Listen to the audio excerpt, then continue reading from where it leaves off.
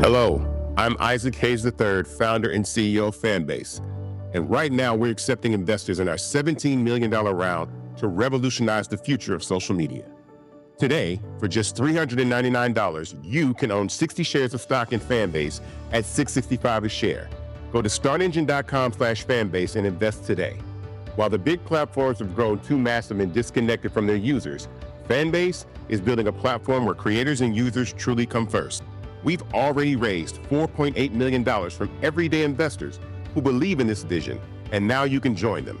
This is your chance to invest in a social media tech company with over 1 million users that is disrupting media by allowing anyone to reach all of their following and monetize their content from day one. The market is changing, big platforms are failing to serve their users, and Fanbase is stepping up to fill the gap. Don't wait until it's too late. Invest now. Invest for yourself and your future. Go to startengine.com/fanbase and own the future of social media.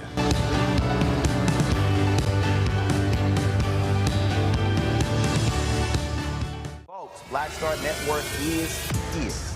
Oh, no punches! I'm real revolutionary right now. Support this man, Black Media. He makes sure that our stories are told. Thank you for being the voice of Black America, Roland. Stay black. I love y'all. All momentum we have now, we have to keep this going. The video looks phenomenal. See, there's a difference between Black Star Network and Black-owned media and something like CNN. You can't be Black-owned media and be scared. It's time to be smart. Bring your eyeballs home. You dig?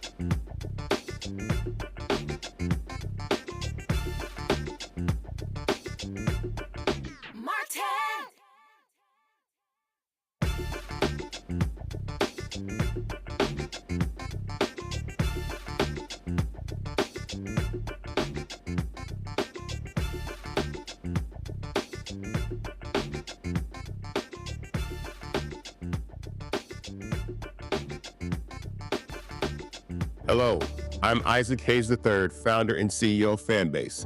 And right now we're accepting investors in our $17 million round to revolutionize the future of social media. Today, for just $399, you can own 60 shares of stock in Fanbase at $6.65 a share. Go to startengine.com/fanbase and invest today. While the big platforms have grown too massive and disconnected from their users, Fanbase is building a platform where creators and users truly come first. We've already raised $4.8 million from everyday investors who believe in this vision, and now you can join them. This is your chance to invest in a social media tech company with over 1 million users that is disrupting media by allowing anyone to reach all of their following and monetize their content from day one. The market is changing, big platforms are failing to serve their users, and Fanbase is stepping up to fill the gap. Don't wait until it's too late. Invest now. Invest for yourself and your future.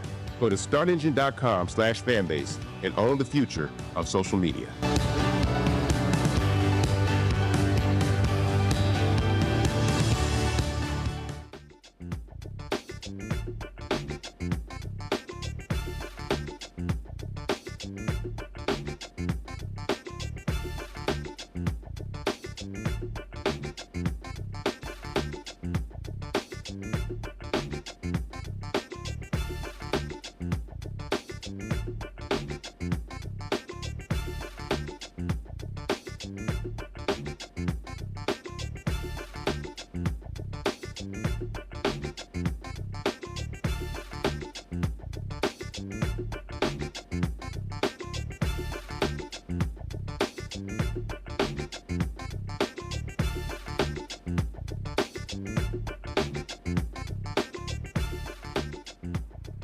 Today is Tuesday, February 4th, 2025, coming up on Roland Martin Unfiltered, streaming live on the Black Star Network.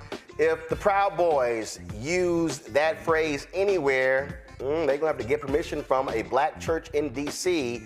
We'll tell you exactly what happened when it comes to their trademark by chatting with the church's pastor. Also on today's show, the Justice for Greenwood founder Damario Solomon-Simmons will join us to explain their new plan to get reparations for the survivors of the 1921 Tulsa Race Massacre.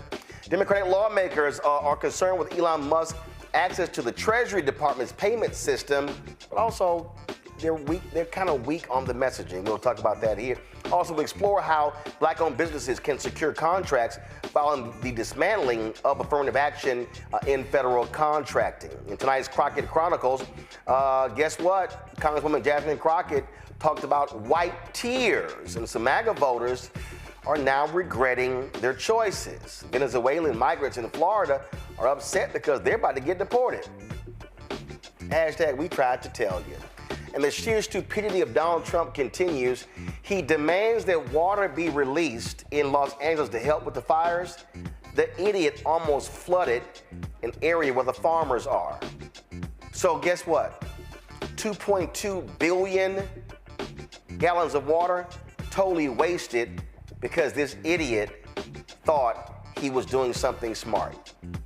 Just dumb. Folks, it's time to bring the funk. I'm Roland Martin Unfiltered on the Black Star Network. Let's go. He's got whatever the miss, he's on it. Whatever it is, he's got the scoop, the fact, the find. And when it breaks, he's right on time and it's rolling. Best believe he's knowing. Putting it down from sports to news to politics. With entertainment just for kicks, he's rolling.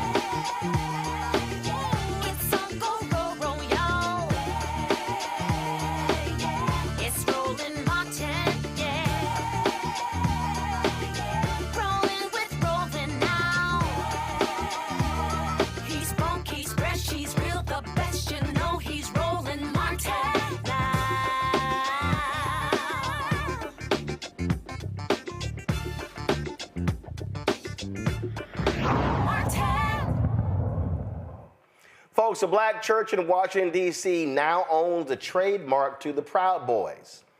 Yep, you might say, wait a minute, what the heck happened? Well, remember when that racist group vandalized Metropolitan African Methodist Episcopal Church in 2020? Well, they also got sued. Well, on Monday, Judge Tanya Jones Boisier granted the church full ownership of the group's now formerly owned trademark. William Lamar IV is a pastor of Metropolitan African Methodist Episcopal Church. He joins me now in our Black Star Network studios. Pastor, glad to have you here. So this is quite a change. So take me back 5 years ago. What was it? They tore a Black Lives Matter flag down the church? Yeah, so we had a huge Black Lives Matter sign in front of the congregation in solidarity with the movement.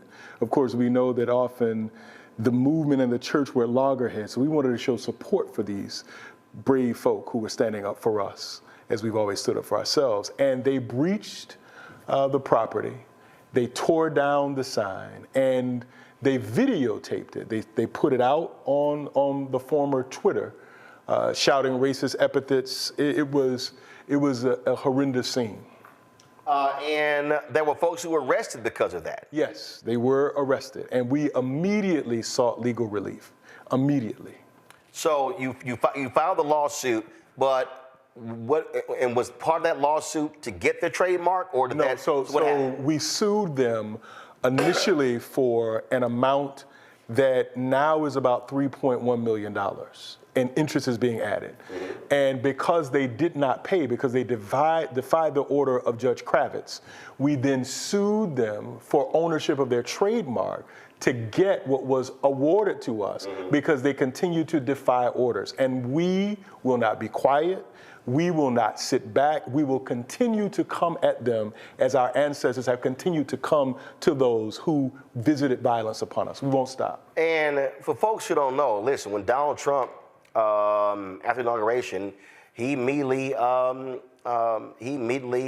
pardoned these folks. Yes. You had Proud Boys and Oath Keepers. Yes. Both of them racist organizations. Yes.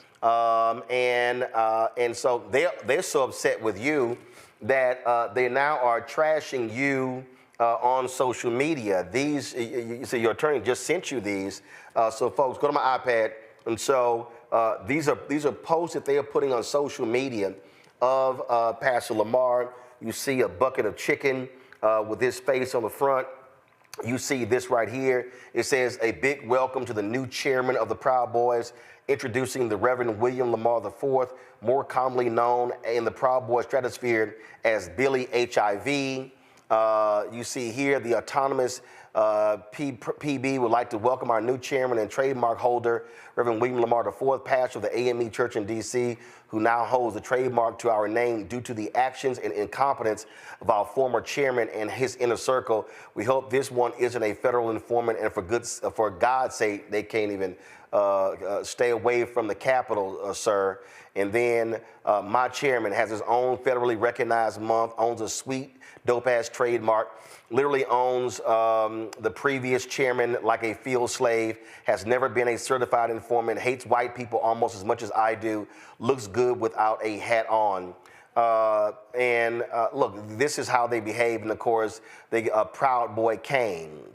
So they're doing this, but and this here says Vice City Proud Boys official Miami chapter, but they use that name anywhere in public, they get slapped with a lawsuit. Indeed, indeed. We will ensure that this order is enforced, and we will continue to use the courts to get what is due us. So they think this is a joke, and y'all are saying, no, this is not a joke. It's not a joke. The firm, Roland, that represented us, represented the Scottsboro Boys, represented Thurgood Marshall and Brown versus Board. They have been doing this for a century. And we have the right partners, and we have the spirit of Elizabeth Freeman, who sued for her own freedom. We have the spirit of Ida B. Wells Barnett. When black AME preachers like myself were afraid to talk about lynching, she continued to go forward. My grandfather said there is no rabbit in him, nor in anybody who is a descendant of him. I am not afraid. We will stand up together. We're going to keep fighting and telling the truth like you're doing right now. You know, we're living in this space right now where there are a lot of black folk who, and they've been on my show, and folks have said, man, look, Ro, we tired, we're depressed, we're upset, you know, we've been fighting, we thought these things were behind us. And I've heard this from millennials and Gen Z. And one of them, I kind of went off on the show, and I was trying not to. And what I said to them was, I took it back to when I was on the board of the National Association of Black Journalists, and we went after CNN for no black execs. And I was calling them out, calling these white executives out. And I remember calling Bernard Shaw. Say, Bernard, I want to get your permission, because he called out these white men when he got the Lifetime Achievement Award at our convention in Vegas. And I said, I want to get your permission to use this video. He said, Roland, he said, every generation has had its moment. Every generation has had to fight. It's just now your turn. And that's the thing. So I get folk who are upset and frustrated with MAGA and Trump, all sort of stuff. But this is what our folk have had to deal with from the moment we hit these shores. Roland, remind your listeners the name of your network. Black Star Network. Black Star, the United Negro Improvement Association, Marcus Garvey, Up You Mighty Race. You can accomplish what you will. We cannot forget who we are. And here's the thing. America is designed to produce what it produces. It was not designed for pluralism. It was not designed as a democracy. They even kept all white men from voting until Andrew Jackson gave the franchise to all white men. This was not a project for us, but we have fought to make it a project. I tell people who come to Metropolitan, if you are not a white man and you are thriving in this nation, it is because of black people. It is because of our efforts to create a democracy, because the founders never intended democracy. Right. They never intended it. We have forced the issue. Frederick Douglass from our church fought against the Chinese Exclusion Act. We have never just fought for ourselves. We fought for human beings, and we will not shrink in this moment. And what disturbs me is black people now we have corporate jobs, we got money, we got vacations, and we think that we are safe. Right. We are not safe. And the little trinkets we have, they are fighting to take them away. Get the hell up and do something. I was literally texting a brother today. They're trying to lay off about 1,000 EPA workers. And he said, I've been talking to many of them. Many of them are starting families. They thought their jobs were safe. They thought a government job was safe. And I said, they're not safe. I had another brother I was texting today, and I said, I told him, I said, the destruction of America is underway. So what I did was it was a video, and I did a screenshot of the Wall Street Journal's page, and it was all of these crazy things that MAGA's doing. And I said, and he said, well, we're seeing this thing in real time. It's being televised. I said, well, brother, I've been speaking on this very thing since 2009. I said in speeches, on television, on radio, warning people that we are living in what I call white minority resistance. That because everything goes back to a study that was done, it was a polling that was done around the time Obama was inaugurated. And the question was asked, are you optimistic about the future of America for your children? Black people, Latino people, Asian Americans, all more than the majority. There was only one group that was less than the majority, white folks. And I saw that and I said, this about to be a problem. And then what did we see? Glenn Beck on the air, Obama, he hates white people. And you begin to see this thing, and I said that which turned into my book, White Fear, and how the browning of America is making white folks lose their minds. This is about power, control, money, and what they are doing. They are attacking the civil rights infrastructure, which is the economic infrastructure of Black America. Another challenge, Roland, is the church has failed black people. So let's be clear, the majority of the black church has been conservative, and I think has been captured by white evangelical theology. The black prophetic church has always been a minority movement, but a strong one, punching above our weight. The challenge I see is that preachers like me have abdicated the theologies of Harriet Tubman and of Nat Turner, have abdicated the theologies of Richard Allen and others who understood that what we have to do is there is no salvation not tethered to human physical and economic freedom. And so if you read the first chapter of Exodus that talks about the folk looking out and seeing the numbers of the enslaved increasing, and they say, we must destroy them. We will kill their sons, and we will take their girls for ourselves. Were it not for those midwives in the text, the people would have been destroyed. And I want to offer thanks to our sisters who time and time again have saved us, have stood up. Now it's time for us to work together and to see that this is rooted in white demographic anxiety and a hatred of seeing anybody not white in power. And it will be unrelenting. The sad thing is, in our comfort, we thought that our children would be free. And the majority of black people today have less than we had at the height of the movement. So also the schism between blacks like me who are relatively comfortable and the majority of black people who are poor, low wealth, low wage. We have to come together because when they come for us, they're not gonna ask about degrees. They're not going to ask if we split first verbs. of all, you can have all the degrees you want. They still going to call you a DEI hire. Still going to call you that. I was taping an episode of with the brothers last night of Earn Your Leisure. It's going to air tomorrow night at 10 p.m.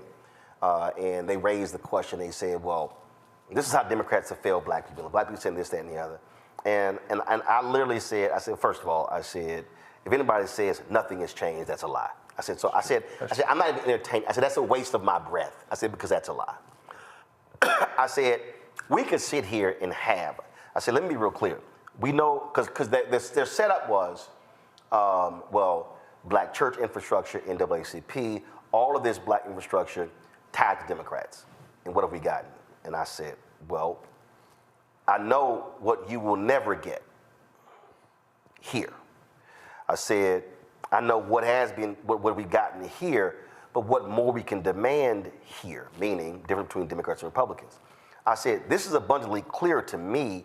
Where do folks stand on basic fundamental issues?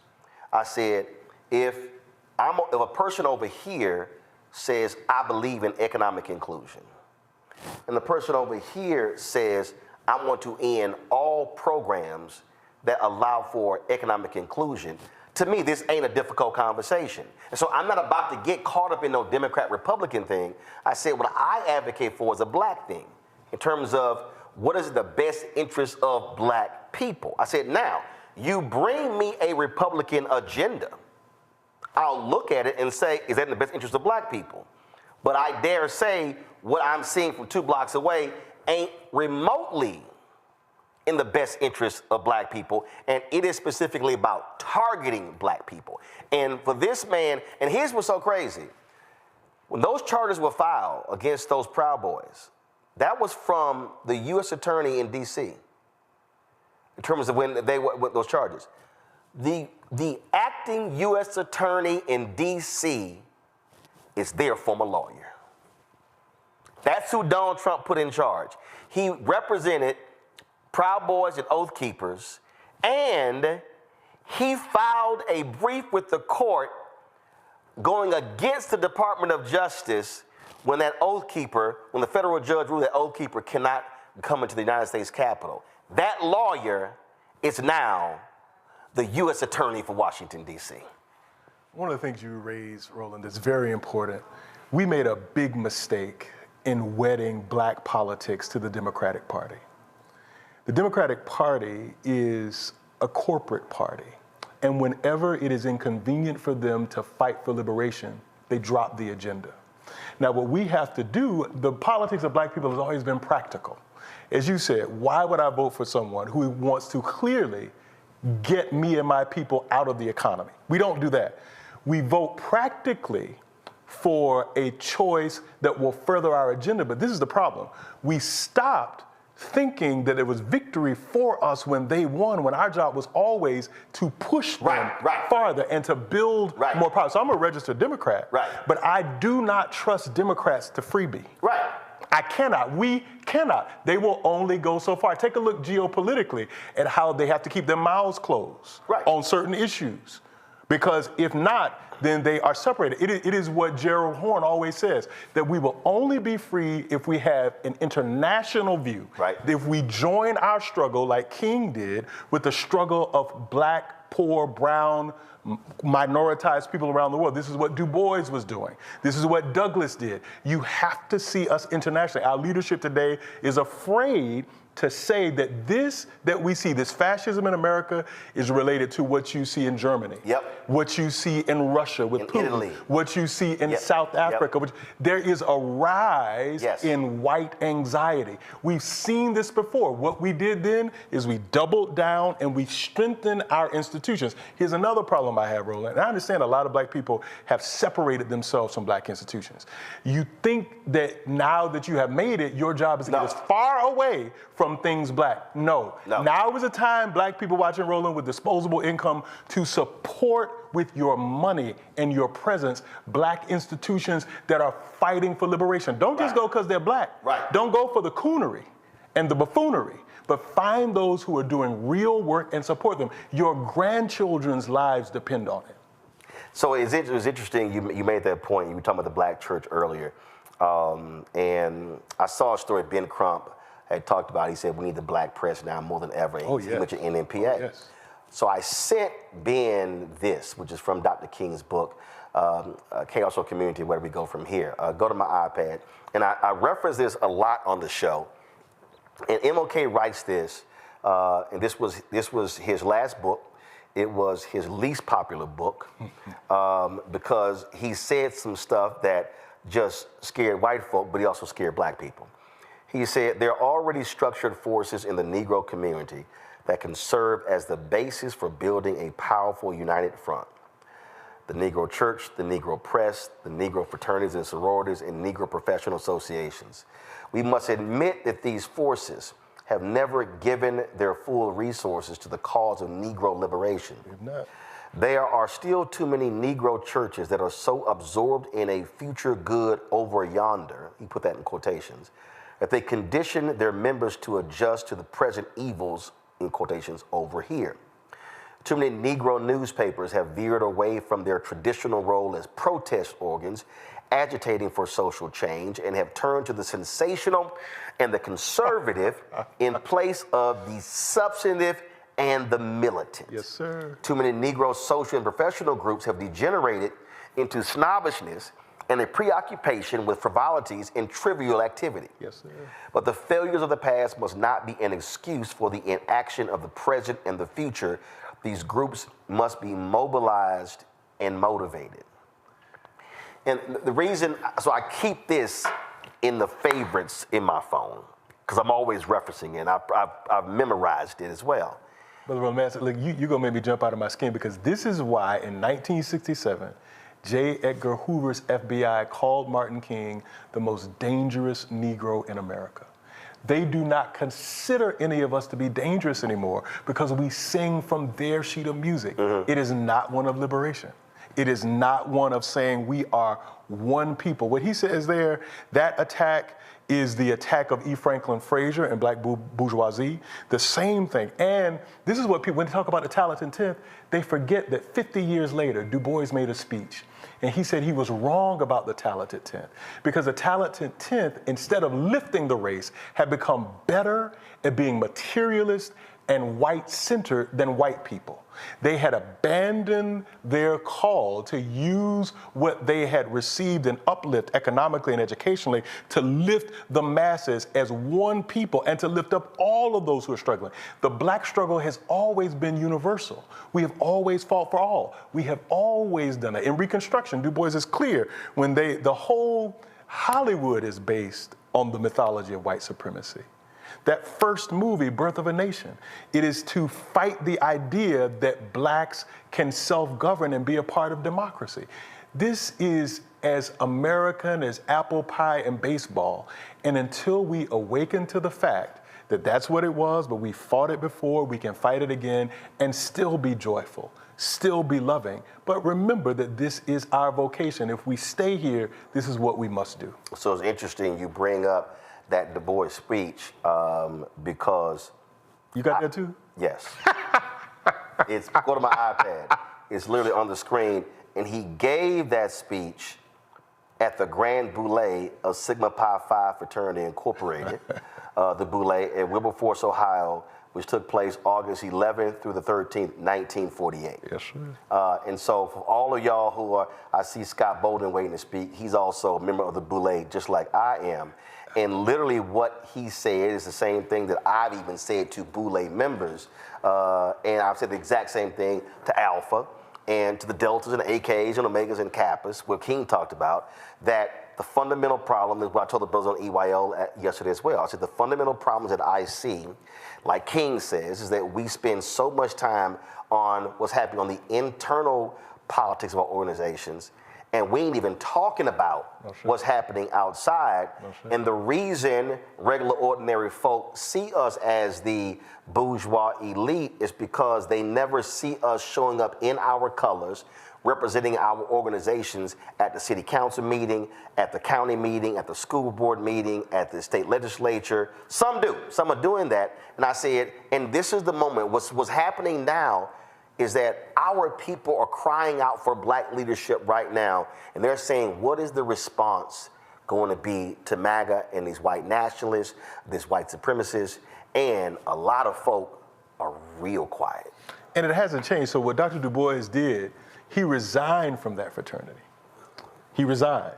And his idea was that each member group of that fraternity would, in their locality, he said that that fraternity could transform our people if each group of those professional brothers, meaning each chapter, in their local space would lift using their resources. And when they refused that, he said goodbye.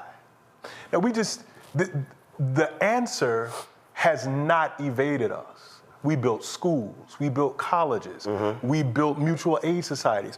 We know what to do, but now we have become so polarized, and black people that think they have so judgmental. So what I hear my mother reminding me of is where she grew up in Macon, Georgia, you had doctors living next door to workaday folk because they had no choice. We were caring for one another, but now, as a pastor, I see some sad things, and I have heard black parents who tell me there is no value in their children being in black institutions or black social spaces, like literally.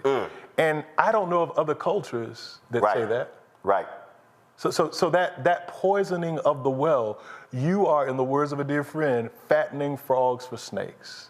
And it will not be long before we are consumed if we do not divorce ourselves from that mentality. Well, before I go to my panel here, you get a kick out of this.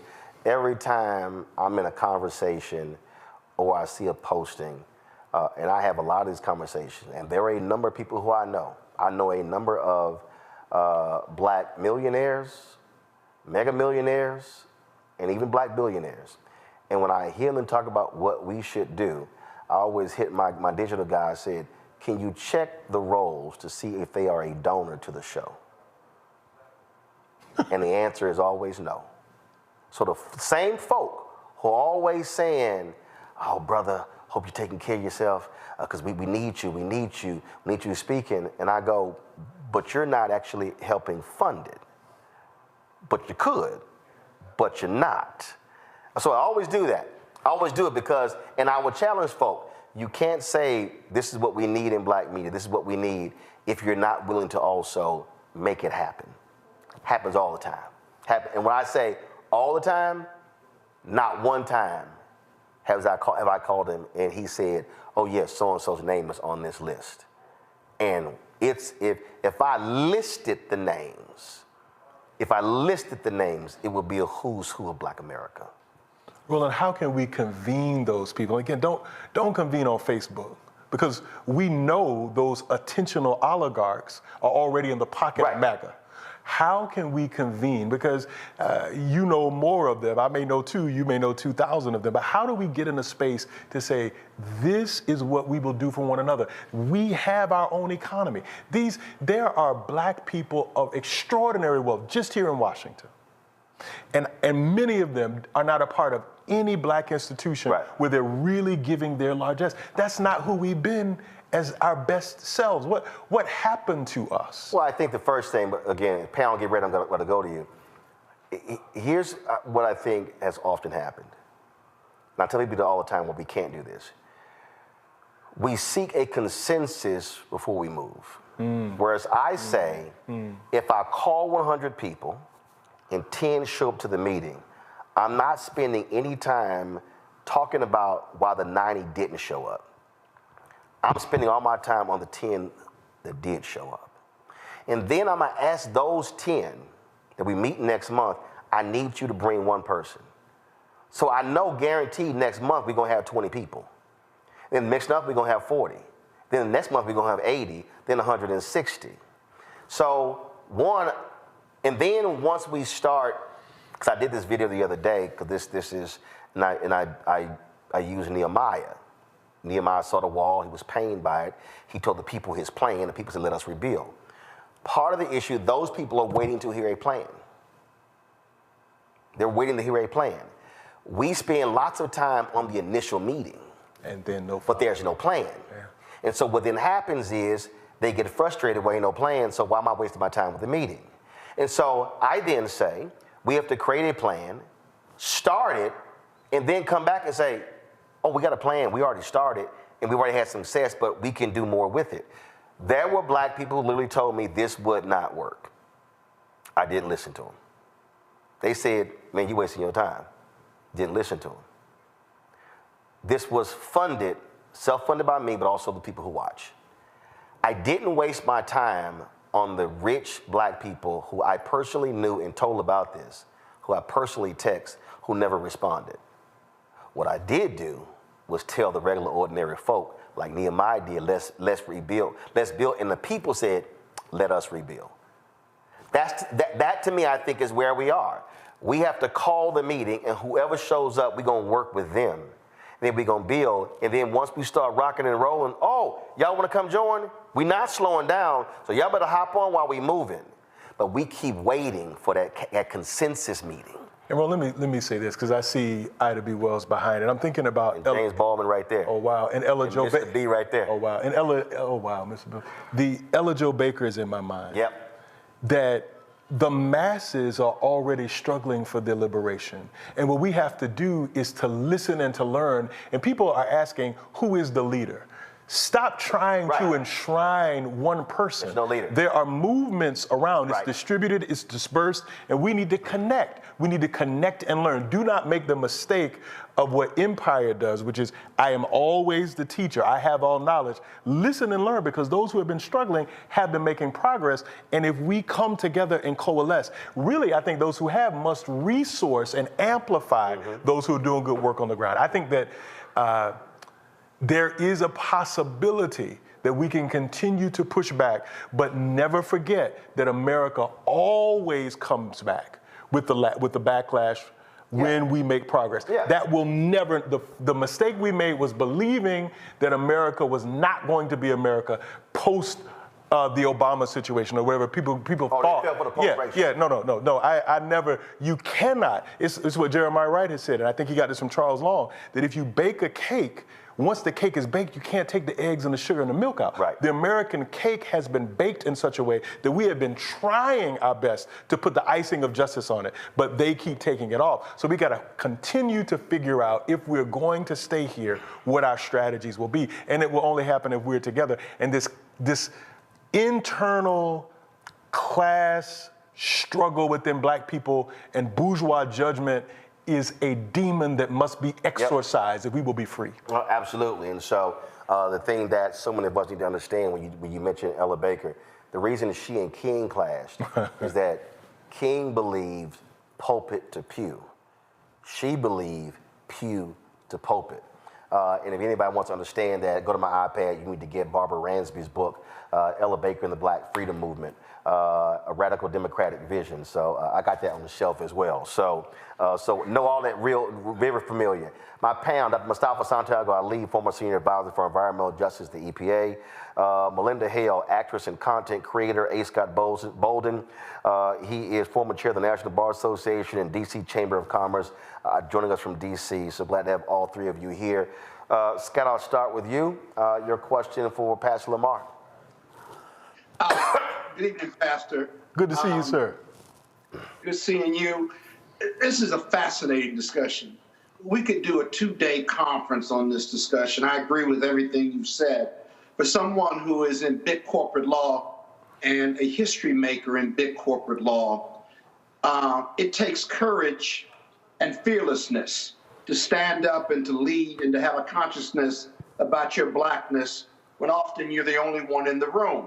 So few of us have that, right? And those of us that do, that obligation came from either our parents. My parents were civil rights activists in Illinois. I have a very black resume, indoctrinated at Morehouse College and Howard Law School, and I've never lost that consciousness. But I would like for you to comment on one thing, the role of historical black colleges today versus the white ancestors who started them, if you will, and how you see their role as an institution, whether they're black bourgeoisie or not, but they're producing a middle class. And we as African-American professionals still don't give enough back to support those very institutions. Money has compromised our consciousness, if you will. we're out there, don't get me wrong, me, Ben Wilson, and so many others, but they're just not enough. And when you're the only one in the room, you got to be fearless and stand up and stand for your community. But if you don't feel connected to that consciousness of those communities of color, you think you only have to stand up for yourself. We have to deprogram that, as I think you said. But can you talk about that in the context of historical black colleges? Oh, Brother Scott, thank you for the question. And I myself am a product of the highest of 7 hills, Florida Agricultural and Mechanical University. And one of the Rattler. Yes, sir. Yes, sir. They're yes, most definitely. And let me say this. These schools help to produce a thriving black middle class. And those of us in the black middle class are often unaware of how small we are. The black middle class is small in comparison to the black masses here. And again, I do not want to separate us from an international perspective, but we'll speak domestically now. And let me say that what we inculcated at our best as black colleges is people who would be community connected and conscious. I think part of the challenge is that we not only are maneuvering in capitalist spaces, but we have adopted capitalist values. We cannot, black people and those who are for liberation, maneuver within capitalism, which is a system designed to produce extreme poverty. It is designed to extract from the masses. And the challenge is our mothers and fathers were in capitalist systems like A.G. Gaston, but A.G. Gaston did not have a capitalist mentality. John Johnson was engaging in capitalism, but did not have a capitalist mentality. Madam C.J. Walker was funding NAACP and freedom movement. So she was moving within capitalism, but she did not have a capitalist mentality. John Hope Bryan said you can't give money away like a socialist until you make it like a capitalist. That's his phrase. Right. So they had money, but they did not wed their spirits to the capitalist ethos. Today, our leaders from pulpit to corporate boardrooms have wed ourselves to capitalist values, and that is why the black masses do not trust us. Melinda. Well, first of all, thank you so much for having me. I really enjoyed listening to both of you talk. And one of the things that I wanted to bring up is just reiterate the fact that you were saying, you know, every era our community goes through this having to fight back just against racist, nonsensical ideologies. And we are tired, but I think it's in our DNA, as you mentioned, that we have to keep pushing back and fighting back against this. But one of the things I wanted to ask you is, do you think now having the trademark of Proud Boys being owned by the Black church, do you think that that's going to embolden their base even more?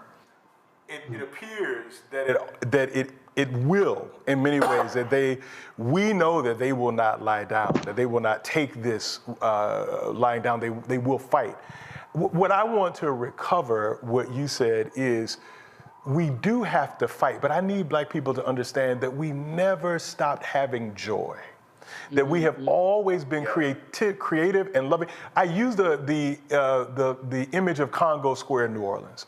The French culture allowed the enslaved on Sunday to gather to sell the wares that they created as artisans. And it was there in Congo Square, in the midst of enslavement, that our people created what we now call jazz, which is the basis of all American artistic production. When Africans there who took that one day of quote unquote liberative movement, they created a music that really powers the world. What we need to understand is, even when we have been in dire straits, we never stop living, loving, frying fish, inviting one another out, making love, making babies, making music. We must still be fully human beings, but we must be willing to fight. So I don't want us to give either. And we must also rest. So we've got to balance a number of things. But yes, they will keep coming. I mean, it is unrelenting. And the thing I want to remind us of is they have been unrelenting, but so have we. Ernest Green, who's a member of our congregation, said part of the reason he fought with the Little Rock Nine is that he had a history teacher that taught him about the Maroon community. The Maroon communities who left the places of enslavement, went deep deep into the woods, into the bayou, connected sometimes with themselves, sometimes with natives, and they built places of freedom and connection. So my argument is we got to fight, but we got to be creative, we got to have joy, we got to rest, we have to be full human beings, because this onslaught is designed not only to distract us, but to diminish the power that we have to be transformative and revolutionary. Mustafa? Minister, thank you for feeding the spirit and also, feeding the activism that is so necessary. Fannie Lou Hamer once said that nobody is free until everybody is free. What does freedom look like for Black folks in 2025? Freedom for Black people in 2025 looks like very basic, the ability to move freely without molestation. I ought to be able to worship a few blocks from here without some violent fools desecrating my place of worship. And freedom of movement, we know, is counter to everything American. We know police forces were founded to control Black movement. We know redlining existed to keep Blacks in certain places. So part of what freedom looks like is dismantling every American impulse to control Black movement. And we got to be careful because we police ourselves in unhealthy ways. So that's one. I think another is a right to fully thrive economically. Now here's the problem. When we have risen economically, violence has been used to beat that back. Yes. In Tulsa, in Rosewood. Lynching was not about the sexual stuff that they used, but it was about what Ida B. Wells wrote. It was economic envy. Leave us alone. We're not bothering you. When we thrive together. So I think it looks like being able to move. It looks like, and here's the problem, meritocracy. Give me a break. Meritocracy has never existed in America. They created systems to keep people from competing. Right. Any idea of meritocracy, if you buy that, you are believing the most abominable lie. So give me the chance to participate economically without exploitation. Give me freedom of movement and allow me to gather with my people without you're trying to come and destroy what we're doing. See, the attack on the church tells us that they have more faith in what we can create when we're together than we do. They are attacking the thing that they know to be our strength, but we have not awakened to it. So what I want to know is, I can't get in Scott Bolden's checkbook, but where's the money going? Because I've seen Scott. I know Scott. So what are we doing with it? I'm publicly getting his check. You get Scott. All right, so you off the hook, brother Scott. Knows, all right. He knows I will jam him up. I'll jam him up in a heartbeat on air. I made him donate on air because he kept telling me, I'm gonna do it. I'm like, I ain't waiting on you. It's all love, brother Scott, all love. Pastor, Scott, you know I ain't lying. I take Kappa money too. You mentioned Tulsa, and there's a new initiative to try to secure reparations for those survivors. Joining us right now, Damario Solomon-Simmons. Of course, he's with Justice for Greenwood. Damario, you had a news conference today. Tell us about it. Yeah, good to see everybody. Well, we were able to put forward our Project Greenwood, and the big news is our new Black mayor has stated that he supports significant parts of our plan, and in the next couple of weeks, we'll be rolling out what he's going to do for us down here in Tulsa. So we're excited about that. What does the plan entail? The plan entails, first and foremost, that we get our two living survivors who are both 110 years old, Viola Ford Fletcher and Leslie Benefield Randall, and we get them compensated for the injustice and the pain and trauma that they have suffered over the last 103 plus years. We're also looking for a victims compensation fund for all the outstanding claims that are still outstanding. We're looking for the city to do things to help make sure that this history never is erased by declaring June 1st of each year a citywide holiday. We're asking for a hospital be built and several other programs for our descendants, including a scholarship program, a business grant program, and a program for our 13 surviving churches to have access to city funds so they can continue to move forward. You might remember when I was there for the 100th, when the folk gathered at the convention center, when they had that economic forum or whatever they wanted to call it. You remember I went over there and I was trying to speak, but I had to get back where Biden was speaking, and I took a photo, I'm trying to find it, of all those sponsors that were on there. Are you also planning to send that plan to every single one of those folks who was on that banner by saying, oh, y'all were just trying to get some credit for being here for the 100th, here's an economic plan for the community? Absolutely, and we're looking forward. This will be a public-private partnership. There will be opportunities for those businesses who made those type of commitments to participate. We're also going to be working with some pretty prominent national folks. I won't say their names today, but some Black African Americans who are very successful in business who will be a part of this plan, moving this forward. So we're very excited and looking forward to working with all these different entities. And we still are calling upon those insurance companies who failed to pay on the claims unjustly, those that are still in business like Chubb's and AIG and Hartford Group, et cetera, that they will make good on their promises and pay the claims that they should have. What are you also asking the people, the residents, and people those of us who don't live in Tulsa, to also help with this? Absolutely. I want you all to go to justiceforgreenwood.org/Project Greenwood. That's justiceforgreenwood.org/Project Greenwood. And just sign a pledge to say you are supporting Project Greenwood, and that you understand that justice for Greenwood is justice for Black America. In this time when we're dealing with so much destructive divisiveness about our history, this is Black History Month, and nothing is more Blacker than Black Wall Street, and nothing can move us forward further than getting the justice and reparations that these two survivors deserve, because the massacre was not just about what happened here in Tulsa, it altered Black America. If we can get justice here in Tulsa, even in the onslaught of everything that's happening in D.C. and around this nation, we can get justice and continue to have hope moving forward, as the brother Manister was saying earlier. All right then, Damario, I appreciate it, man. Thanks a lot. Hey, good to see you, bro. Talk to you soon. Peace. All right, thanks a lot. Pastor, I want to close it out with this. I mean, this is the thing that Scott raised the point, and I really do believe that that's probably the most important thing. Black folks who are moving in these spaces, Black folks who have significant jobs, Black people who own companies, Black folks on corporate boards, Black people who are on corporate boards. You have to have intestinal fortitude. You're going to have some courage. I've directly challenged Black board members. How's it you sitting on this company board and they are servicing products to Black folk, but they're not advertising in Black-owned media?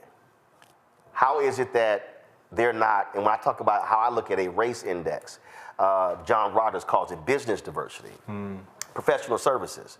How are you using outside firms, but there are no Black law firms, no Black accounting firms. All these companies have catering deals, but are you any Black caterers, any Black transportation companies? So you sort of broaden this view. I've challenged civil rights groups by saying, listen, a small check that you get doesn't make up for the billions being left on the table. And so much of this really boils down to folk who have some courage and are willing to say something and do something. And you might have to recognize that in some cases, like I've always said, every job, I said, I expect to be fired. So they wouldn't even know. That was just at the starting point. But there's so many of our folk who are in positions where they have leverage, influence, and yes, power, but are absolutely scared to use it. Unfortunately, Roland, the thing is that even if Black people get a larger piece of the pie and the largesse is distributed more equitably, if they have a capitalist mentality, it will not make a difference. It will come to them and stay as reservoir, but not become conduit. We have to build the power of the economics of Black folk who believe in community. Right. You don't get admission because you're Black. You get admission because we have seen that what you get, you ensure that the community is lifted. I told a brother hit me. He said, Roland, if you, he was blown away actually when I said this. I said that if somebody offered me, they said, hey, you could get $500 million in advertising, or these 10 Black media companies could get $50 million each, which one would you choose? I said the 50. And he was like, are you serious? I said, yeah. I said, because here's what you're not thinking. That's 10 different companies. That's family lineage. I said that I was trying to walk him through, it's not one person.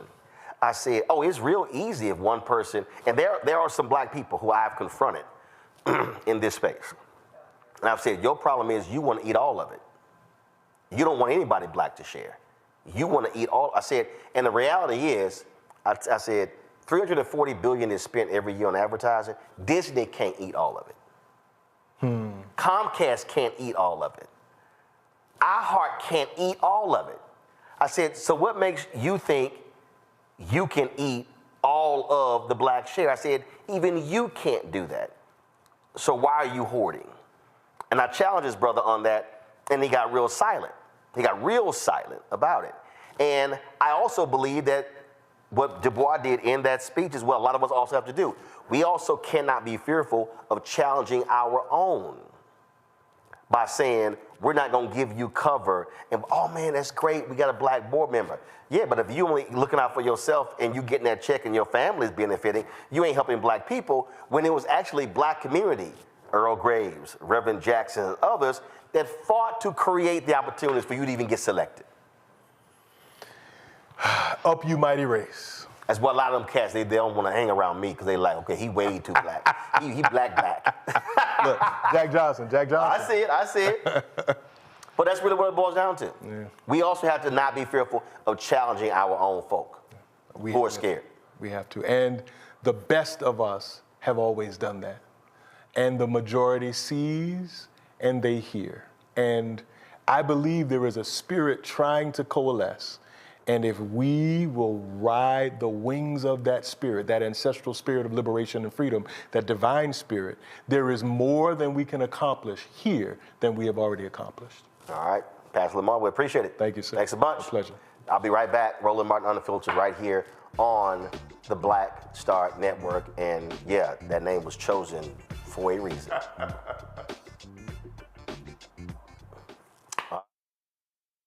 What's up, y'all? Look, Fanbase is more than a platform. It's a movement to empower creators, offering a unique opportunity for everyday people to invest in Black-owned tech, infrastructure, and help shape the future of social media. Investing in technology is essential for creating long-term wealth and influence in the digital age. The Black community must not only consume tech, we must own it. Discover how equity crowdfunding can serve as a powerful tool for funding Black businesses, allowing entrepreneurs to raise capital directly through their community through the Jobs Act.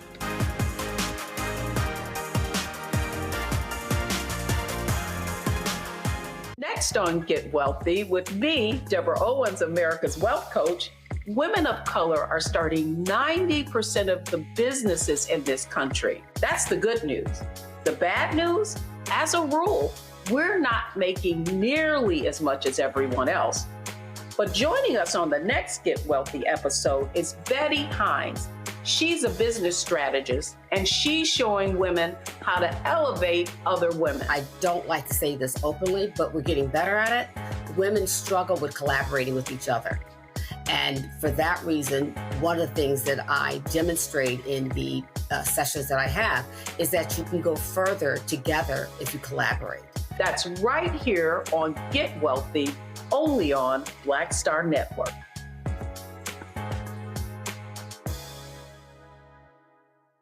Coming soon to the Black Star Network. But y'all, when you're on that stage or when you're and you're seeing 2 and 3, 4 generations in the audience, that's got to speak to you about the power of what y'all have become. Oh, most definitely. I think we were doing our show before our break, and remember, I was watching this kid. I could not take my eyes off him because he was about 9 or so. He was sitting in the front row with his over on the right-hand side. Yes. I was amazed that this kid knew everything, and I was like tripping to see how many songs this kid actually knew. And he knew them all. And he knew them all. We had to go over there and bring him on stage and take a picture with him, at the end of the show and stuff, because it was just that amazing. It's like, this is crazy. The music travels everywhere, like what Philip was saying, seeing this young kid, then you hear our songs on commercials, cold commercials. Then you have the younger ones that hear our music in animation.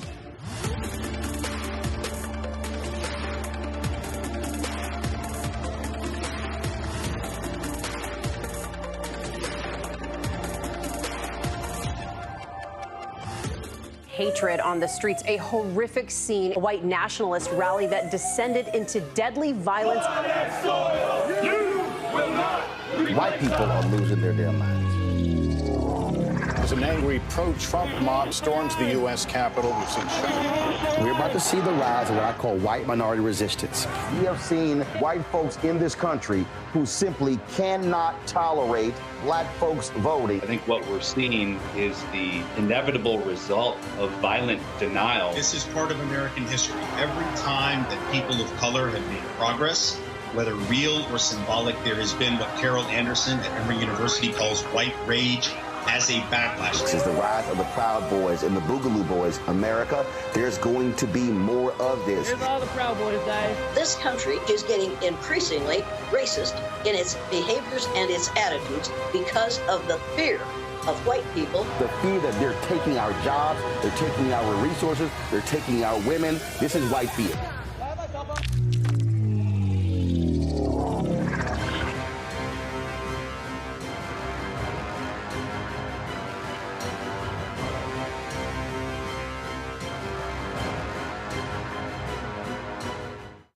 Next on the Black Table with me, Greg Carr. Democracy in the United States is under siege. On this list of bad actors, it's easy to point out the Donald Trumps, the Marjorie Taylor Greens, or even the United States Supreme Court as the primary villains. But as David Pepper, author, scholar, and former politician himself says, there's another factor that trumps them all and resides much closer to many of our homes. His book is Laboratories of Autocracy, a wake-up call from behind the lines. So these state houses get hijacked by the far right, then they gerrymander, they suppress the opposition, and that allows them to legislate in a way that doesn't reflect the people of that state. David Pepper joins us on the next Black Table, here on the Black Star Network. When you talk about blackness and what happens in black culture, covering these things that matter to us, speaking to our issues and concerns. This is a genuine people-powered movement. There's a lot of stuff that we're not getting. You get it, and you spread the word. We wish to plead our own cause.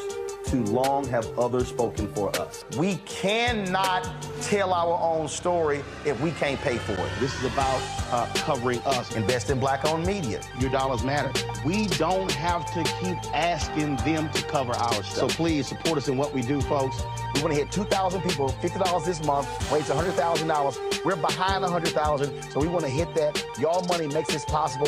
Checks and money orders go to P.O. Box 57196, Washington, D.C. 20037-0196. PayPal is R Martin Unfiltered. Venmo is RM Unfiltered. Zelle is Roland at RolandSMartin.com.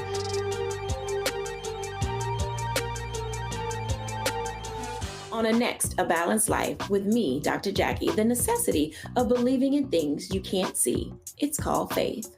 It comes in all shapes and sizes, and it's powerful. And it's a big part of being able to live a balanced life. The valley I experienced being a cancer survivor was one where my footing was completely unstable. I had no idea what to do. And in that instance of not knowing what to do, I had to rely on faith. That's all next on A Balanced Life, only on Black Star Network. How you doing? My name is Mark Carey, and you're watching Roland Martin Unfiltered. Deep into it, like pasteurized milk without the 2%. We getting deep. You want to turn that shit off? We're doing an interview, motherfucker.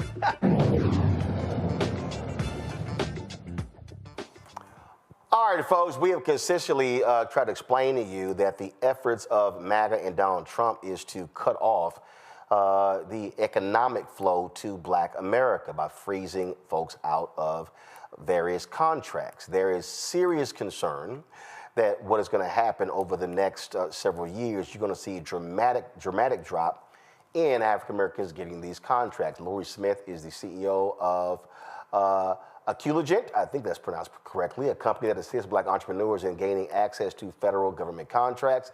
She's the author of GovCon Revenue Strategy, Winning Business Proposal Strategies, and Customer Relationship Management. Glad to have you here. She joins us now from Savannah. So, Lori, this is real. We know from the last time the Trump folks stopped collecting racial data. They bundled contracts, which made it harder for businesses to apply for a lot of these contracts. Biden-Harris unbundled the contracts, which is the reason we saw last year $10 billion, an all-time high, in contracts going to black-owned businesses. The attacks on DEI, the attacks on so many other programs, I've been saying that this could be an economic calamity for black folks, because if you see Republicans do this on the federal level with federal contracts, and then we see the same thing happen on the state level, the county level, the city level, the school district level, this is going to be a huge, huge loss in billions of dollars going to black-owned businesses. Hi, and thank you so much for having me. And potentially, that could otherwise be the case. I think what we have to be mindful of is that the thing that actually changed was, and the reason we had the $10 billion increase was as a result of the Biden administration's increase or leveraging his authority to increase the SDB, the social economic disadvantage businesses percentages up to 15%. And so that was increased specifically in that vein. But right now, the floor is level. And what I'm convinced is that as long as we do our preparation, the opportunities are still available for us. And what we just have to do is continue to shore up and just come to the table prepared. When you say that, what does that actually mean? Because if we've already seen the lawsuits over the 8A program, where changes had to be made, we saw a Republican judge rule that the MBDA, Minority Business Development Agency, had to also include white applicants as well. And so what then happens if all of the various programming, and so we see the Trump folks, they're getting rid of anything that says diversity, inclusion, that says race. And so when you look at those offices that were funded and created to help minority business owners, contractors apply for these dollars, if all those things go away, then what is the infrastructure to help these folks? Well, the infrastructure that's available continue to be the agencies and even the contracting offices of themselves. So the Small Business Administration, for the most part, we are in a wait and see posture, whereas and we're waiting to see what everything ultimately looked like. I don't think Loeffler has been confirmed as the SBA administrator, but that's who's slated for that position. So you have to wait and see what will actually happen. Nevertheless, what we also have to be mindful of is that currently what has occurred is that all of the goals, the 23% small business goals from a prime contract perspective, that all the government has to meet, that still is a USC and United States code. That's a statute. So as it stands right now, all of the goals are at the floor. So originally, the only goal that actually changed for specifically for socioeconomically disadvantaged businesses or SDBs were the SDB goal of 15%. But everything else was still 5, still 3, as respectively. So now everything is back at its original goal percentages, and by statute, nothing can go below that. You're correct in that it has been challenges to the 8A program, and there was a bill that was that never got out of committee under the Biden administration. Nothing to say that bill won't come back up, but my hope is that still people will continue just to do the right thing, because there still continue to be this misinformation about who is actually receiving these benefits. So all Black folks are not the only one that are 8A. The 8A vendors are diverse backgrounds to include people that are not people of color. And so, again, what we do and what others do, continue to engage your contracting office, continue to engage your small business specialist and the Small Business Development Center at the Small Business Administration to ask them specifically what are going to be the resources available to us to continue our pursuit. And then there are also a plethora of free government contracting groups that are out there that provides information. And then, of course, you have persons such as myself, as well as others that are in the space to educate and as well as support. And that the trick becomes or making sure that whomever you engage for any information, they are a legit, viable source. And so that is going to be more important than it's ever been, because what you want to always be engaged with is an honest broker. Well, one thing we know, the folks down running the show don't care about existing statutes. So we certainly see what happened there. Let me go to questions from the panel. Mustafa, you first. Well, Ms. Smith, thank you for the information that you shared. I spent, good gracious, 22 years in federal service. So often we find that there are goals that are set, and when they are not met, unless there is a mechanism that forces folks to do the right thing or to make sure that they address whatever the gaps are, then someone just didn't hit the goal. So could you walk folks through what happens if someone does not reach said goal? Well, I think what we have to do is give the word goal its proper meaning. And so a goal, just like we set them every day, is something we aspire to have and to be. So there are goals that are set across government. The prime contract goal for small businesses is 23% across government. So when an agency may not necessarily meet its women-owned small business goal of 5%, if it meets its 23% goal collectively, it is compliant with the statute. So I think it's been probably 2 years, 94 and maybe 2016, when the government ever met its woman-owned small business goals, but they're goals. And so what we have to do is make sure we're leveraging the goal, we're leveraging our capability. The idea is not to show up to market your social economic status, but show up prepared because you're capable. And as a former contracting officer, the person that signed the contracts, the persons that putting these solicitations and proposals, RFPs together for industry to quote on, in our policy and even in the regulation, there was never anything that asked us, the color of people. Not to dismiss what's going on. I'm not going to discount it because I'm mindful of it. But internal to government, what I will say is that there are as many people who are intent on doing the right thing, and the Federal Acquisition Regulation implements various statutes. And so as long as Congress do not appeal or change a statute, the government is going to be compelled to be compliant with the statute. And so as long as we show up capable and prepared to do the jobs, I think the selections will continue to be the same despite the efforts, because the efforts have always been there. So they're a bit unmasked now, but there really isn't anything new under the sun. We've been talking about this for several years, and we persevered and we pushed through. And so now we just need to not get caught up with the chaos, stay calm, prepare ourselves, position ourselves, do the necessary pivoting and planning, and pursue the efforts we know we have the wherewithal and ability to accomplish. As long as we do that, I'm not going to say it's going to be easy, but I think that we will have challenges where challenges will occur, but I think we still can also maximize some opportunities as well. Melinda? What are the specific challenges that you do see coming with this?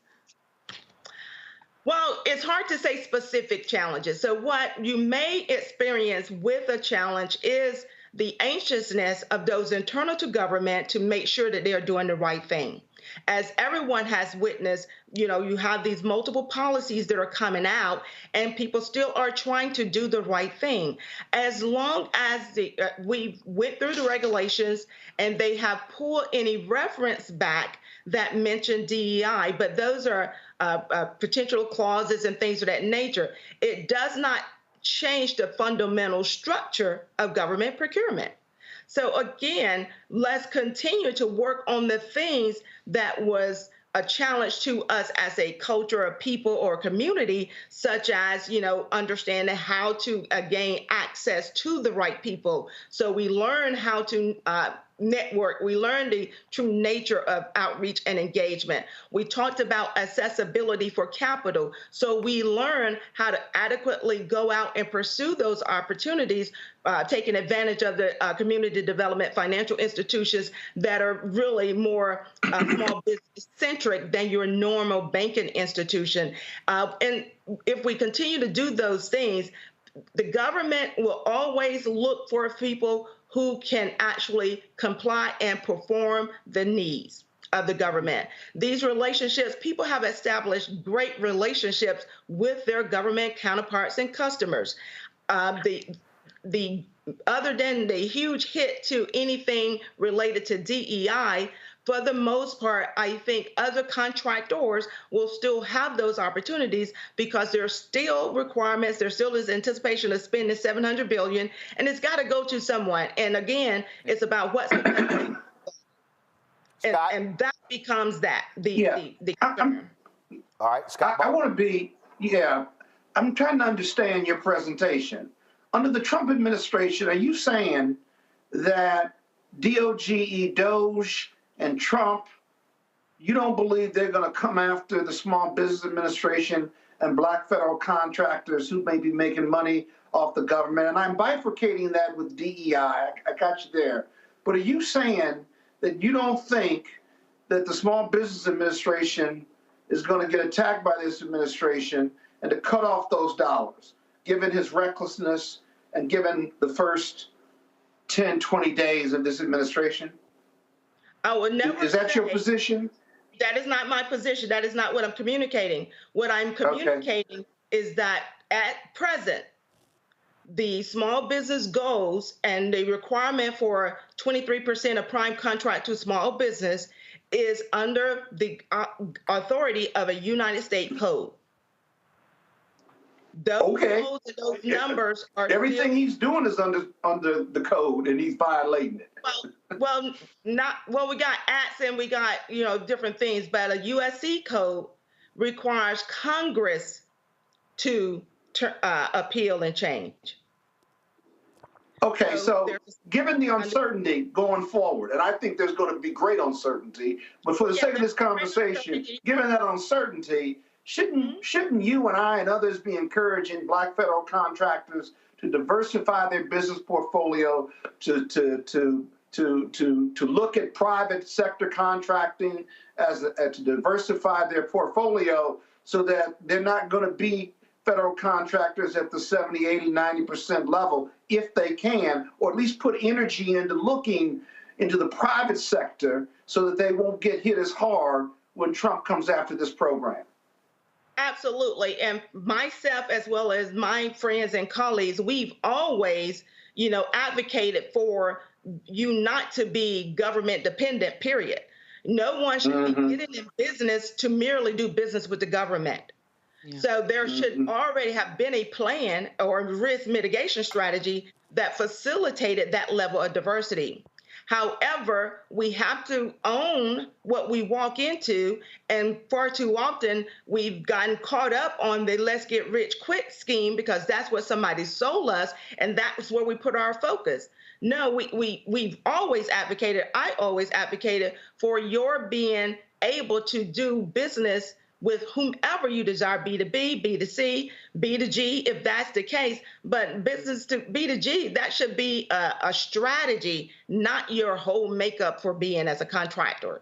And so even from a business perspective, my colleagues and I, when we're talking concepts and principles, we're trying to give you universal, fundamental principles that is going to allow you and facilitate your being able to establish relationships with anyone, but more specifically people other than government. If I teach you the rules of engagements about networking and outreach, those are the rules of engagement for networking and outreach with anyone.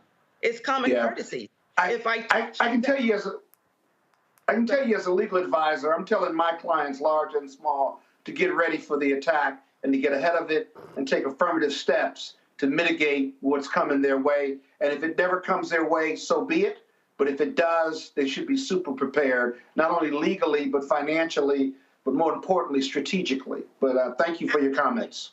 Yes, you're absolutely correct. Absolutely. That is the strategy we should be telling them. All right, Lori, we appreciate it. Thank you so very much. You're welcome. Thank you. All right, folks, going to a break. When we come back, we're going to talk about, MAGA. These white folks are really upset with Congresswoman Jasmine Crockett because she called it like she saw it, talking about mediocre white boys. We'll talk about the Crockett Chronicles next, right here in Roland Martin Unfiltered on the Black Star Network. Don't forget, support the work that we do. Join our Bring the Funk fan club. Our goal is to get 20,000 of our fans contributing on average $50 each. That's $4.19 a month, 13 cents a day. If you want to join our Bring the Funk fan club, you can give via Cash App, going to the Stripe app. And so this is the QR code right here. Use this QR code to give via Stripe for Cash App. You can also, of course, if you're listening, go to blackstarnetwork.com to find that QR code. Of course, you can give to us check and money orders, P.O. Box 57196, Washington, D.C. 20037-0196. PayPal, R. Martin Unfiltered. Venmo is RM Unfiltered. Zelle, Roland at RolandSMartin.com, Roland at RolandMartinUnfiltered.com. And some of y'all have hit me. I check our P.O. Box at least once every 2 weeks. So these are the checks in the last 2 weeks. So checks and money orders. So I appreciate that. So I'll be opening envelopes all night. I'll be right back.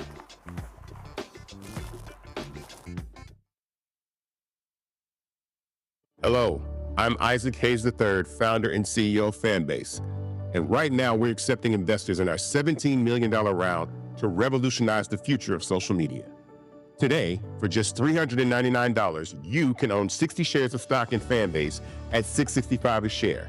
Go to startengine.com/fanbase and invest today. While the big platforms have grown too massive and disconnected from their users, Fanbase is building a platform where creators and users truly come first. We've already raised $4.8 million from everyday investors who believe in this vision, and now you can join them. This is your chance to invest in a social media tech company with over 1 million users that is disrupting media by allowing anyone to reach all of their following and monetize their content from day one. The market is changing, big platforms are failing to serve their users, and Fanbase is stepping up to fill the gap. Don't wait until it's too late. Invest now. Invest for yourself and your future. Go to startengine.com/fanbase and own the future of social media.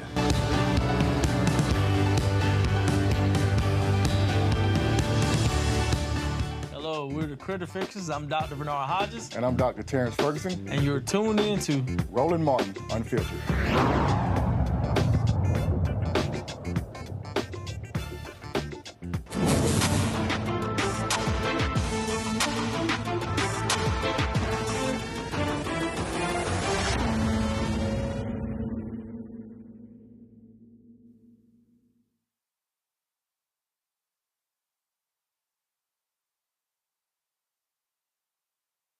I'm telling y'all, MAGA cannot stand my Congresswoman Jasmine Crockett of Texas. She was on CNN last night, and boy, she got these racist white folks upset. Roll it. I am tired of the white tears. Listen, if you are competent, you are not concerned. When I walk into Congress every single day, you know why I don't feel a way and why you can't make me doubt who I am is because I know that I had to work 10 times as hard as they did just to get into the seat. When you look and you compare me to Marjorie Taylor Greene or me to Lauren Boebert, there is no comparison. And that is the life that we have always lived. So the only people that are crying are the mediocre white boys that have been beaten out by people that historically have had to work so much harder. This is why they don't want us to have education. This is why they are trying to literally say we won't fund the HBCUs, because they know that if they've already gone after affirmative action and they're saying, you know what, don't allow them to come into, say, these PWIs, as we call them, don't allow them to come into these institutions, we know why they created the HBCUs in the first place. It was because they wouldn't allow us into the white institutions. And so now they're not allowing us in. And now they're saying, you know what, we're also going to defund the HBCUs. You know why? Because they don't want any more Kamala Harrises. They don't want any more Jasmine Crockett's. But I got news for them. I don't care what they do. We will fight to the end to make sure that we get our due. Because again, if you want to talk about the people that shouldn't be in this country, you probably need to look in the mirror, because the last time I checked, the Native Americans who some of ICE have been rounding up, or the Puerto Ricans who are absolutely Americans, listen, the only people that came and colonized this place are your ancestors, Trump.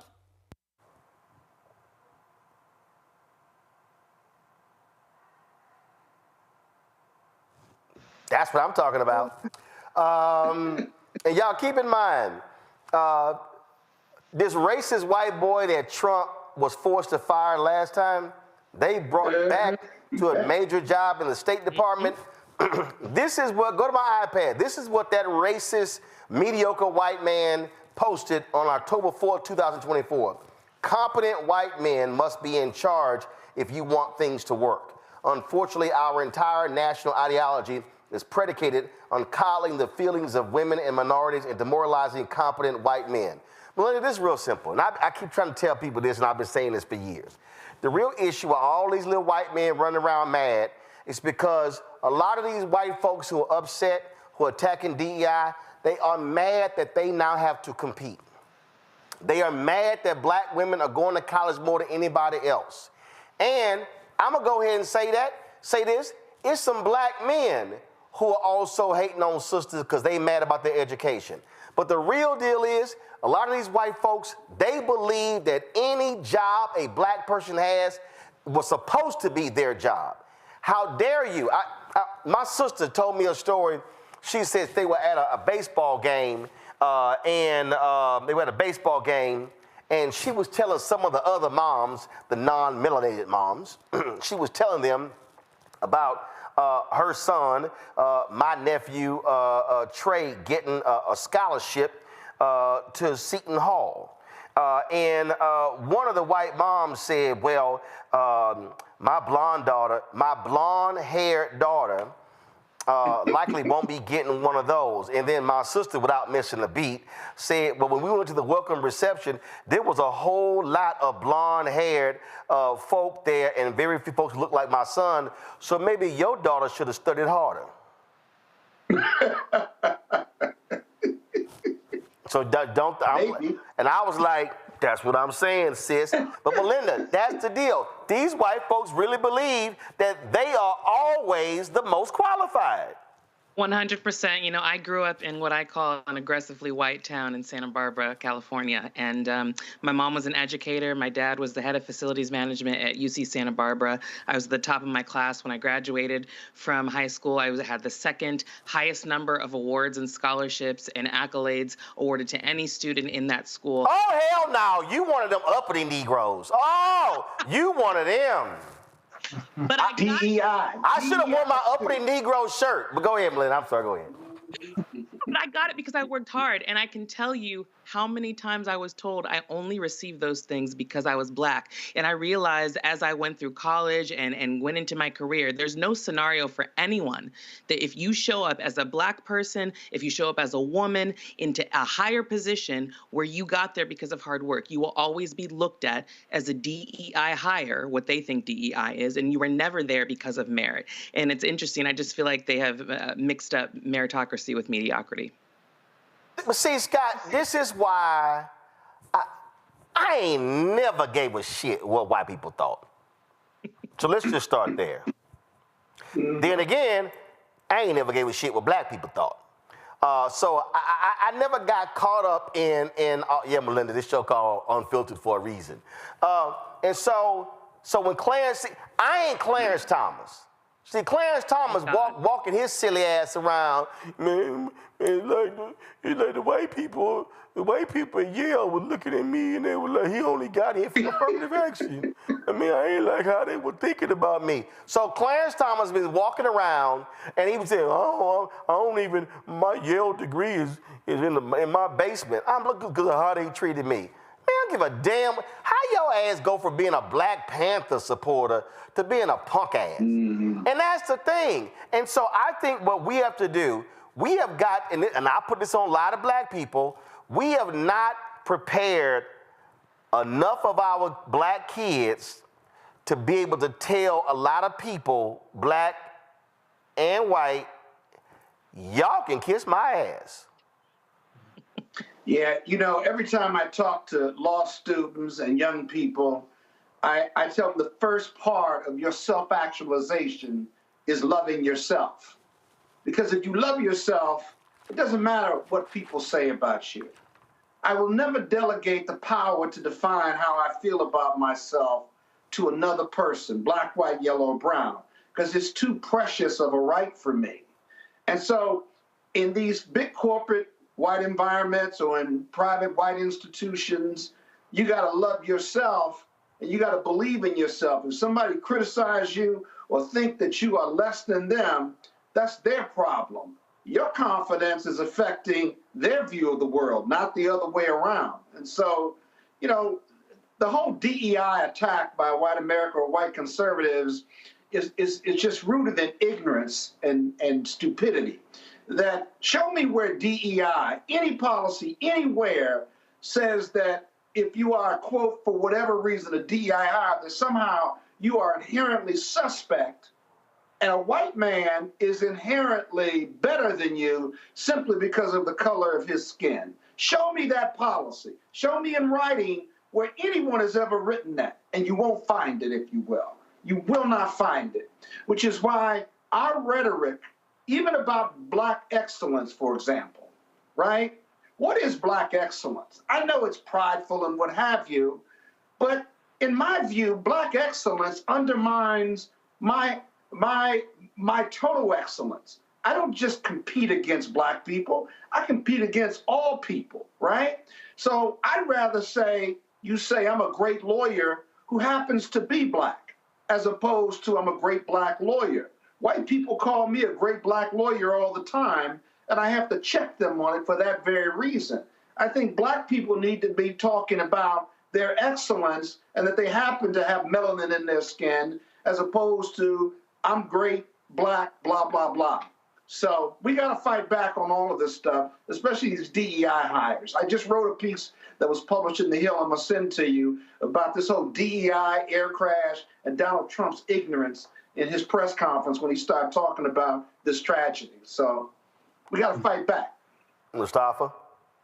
Well, everything that Scott said, you know, it's always interesting. I like to take a look at crises and then ask the question, who was in charge when those crises were going on that allowed, you know, these very devastating things to happen? So if we look at the banking crises that we went through, it was not black folks who were leading those banks and making the decisions. Right.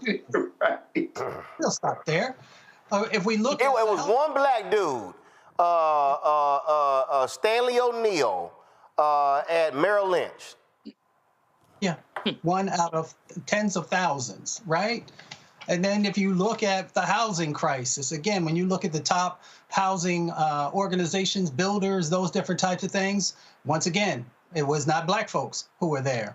If you look at the healthcare crisis, and then you can even go and take a look. Scott talked about pilots. I actually wrote a piece not long ago where I took a look at who are actually flying the jets when we had the, you know, the unfortunate sets of things that have happened when planes have come down, not just most recently, but going back through history, because we know in our country we have some of the safest skies, but there have been those moments.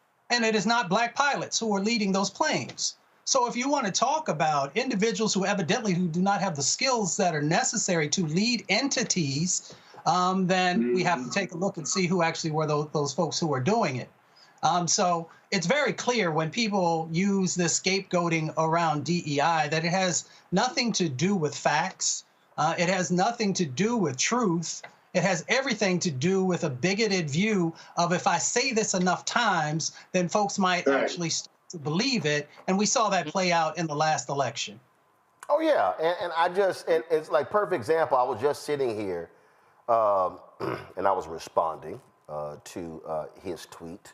So let me pull it up for y'all.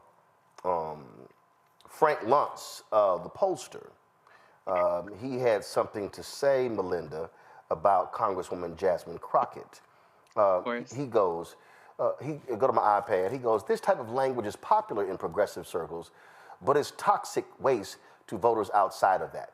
Jasmine, for you, has won her House seat by nearly 70% last year, so she won't see any electoral consequences, but other Dems might if this language becomes trendy with their base. Well, you know, I had to respond to Lil Frank, and I said, bullshit, Frank Luntz. You have no clue about the crap black folks have to deal with every day, and your focus groups refuse to deal with what I lay out in my book, White Fear. You keep making excuses for white voters. So what's interesting is Frank Luntz doesn't call out the white MAGA folk for their attacks on DEI. He doesn't say that language is toxic to other voters, but because Congresswoman Jasmine Crockett calls out mediocre white boys, he defines that to be toxic. You know, it reminds me of that Lyndon B. Johnson quote. Someone just reminded me of it when he says, if you can convince the lowest white man that he's better than the best colored man, he won't notice you're picking his pocket. And if you give him somebody to look down on, he'll empty his pockets for you. And that's exactly what they are. They are masterful at their messaging of being able to create a common enemy to make their base feel included and galvanized and feel like they're the victims. That's all that this is. They are masters at it. And better. Really are. And better. Yeah, man. So it's just, I mean, people just need to understand really what's going on here. And we're just not, I mean, what the folks like Frank Luntz don't understand. In fact, you know, he was on CNN the other day and he was talking, he kept talking about how, well, you know, this is the stuff, it shows in my focus groups how these voters don't want to hear it. Here's the real deal. White boys like Frank Luntz refuse to call out the racism, the bigotry, the discrimination, and the soft bigotry of these folks. See, the real deal here, Mustafa, is they don't want to be challenged. See, that's why they're pissed off. They hate. So Frank, where are your tweets when these same white folks call Jasmine Crockett ghetto? We know what they're saying. See, that's what cracks me up. He wants her to change her language because these white folks are made uncomfortable with that toxic language, but they are very comfortable when MAGA applies DEI to everything, even in the plane crash, but all the pilots were white. We saw what they did to their boy Vivek, right? When he said that, you know, you need to up your education and you need to be better prepared. And that's the reason that they needed to bring people, you know, from other locations into the country. They got rid of him so fast. Exactly. So they will also check their own. But he forgot that privilege, and you can add white privilege to it, says that I can create the narrative. The narrative does not have to be filled with truth or facts, but it does have to make sure that it continues to highlight that no matter what, that we are the chosen ones. And that's why we have to continue, whether it's the Black Star Network or other places where you can make sure that we are uplifting and sharing our stories about how we have been able to do amazing things and continue to do amazing things. It's so critically important because erasure is real. And it is a part of how they operate. And through that erasure, they can also make sure that those who don't necessarily are not folks who read a whole lot or folks who expose themselves to a number of different types of success stories can be manipulated. So I call it the pimping of America, but, you know, others can call it what they want to call it.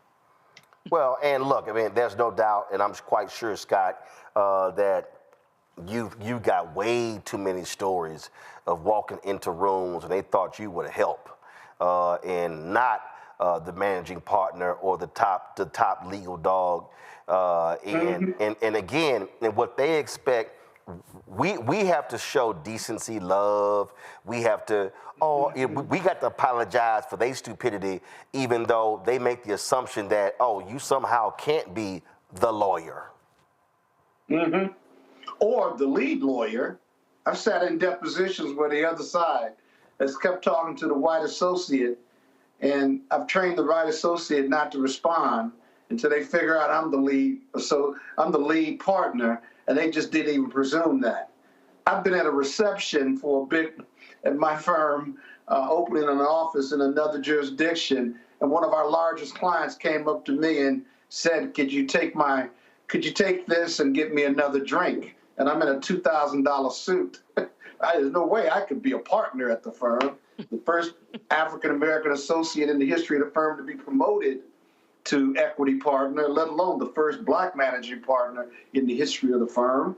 It is the privilege piece, and it's been ingrained since slavery, just like our own slave mentality of being inferior or thinking less of ourselves as a community and not standing up for ourselves. It still lives in our blood and our bones, and there are a lot of us who fight it, right? Everybody on this panel fights it without a doubt, but there's just not enough of us fighting this nonsense.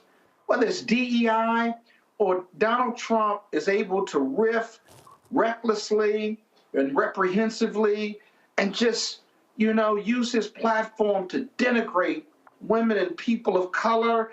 And we don't vote, so then we can't really effectively fight back because we don't control the Senate and the House. And elections have repercussions, and we're living with these repercussions. We got 2 years, maybe 4. But what happens after Donald Trump? He's indoctrinated thousands of others, judges, elected officials, state representatives, and so forth and so on. This is going to be a long fight simply because we didn't vote in the masses the way we should. Despite telling America how she should vote, America showed us that she is still who she is, not who we want her to be. Yeah. That's our reality. And so we got a long fight ahead of us. Listen, I remember it was in Arlington, Texas. I was in a Dillard's, and I'm looking at some suits. I just left church, and this white dude, he's like 5-6 rows over.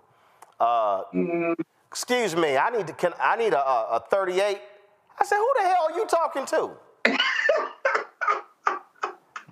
I said, do you see the suit I have on? Does it look like I work here? I said, ain't nobody here dressed like I am. You don't see no goddamn badge on my name. I said, why you had to go get my ass a 44? See, I ain't even gonna sit there and tolerate it. It just ain't gonna happen. Hey, Roland, you know what? Let me share a quick story with you real quick. The Morehouse Board of Trustees 2 years ago, we were in this not limousine, but what do you call it? The Sprinter van. Chairman of the board, guys in the money game, professors, just like 7 of us. And we had just flown in. Everybody probably flew in first class, but everybody started talking about their experience in flying or in their work experience, about those very moments you and I just shared. And all 7 of them were worth millions of dollars. And all 7 of them had a story just like you told or I told. And it was a running thread of commonality of how money and success had nothing to do with how we were treated in America. That the color of our skin still dictated that we were the N-word or that we were black and less, despite the heights we had reached after Morehouse College. How do we share that commonality? That race is the tie that binds us to the poor black kid in Southeast Washington.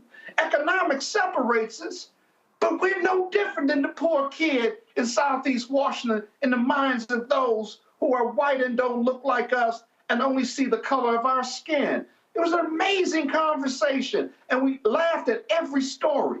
We laughed at the irony of every one of those stories. Too much, too crazy.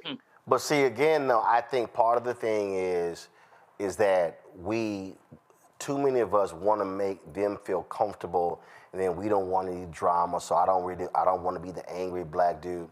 But I will say this here, my man, and Scott, you may know him, He's an attorney in Chicago, Peter Bino.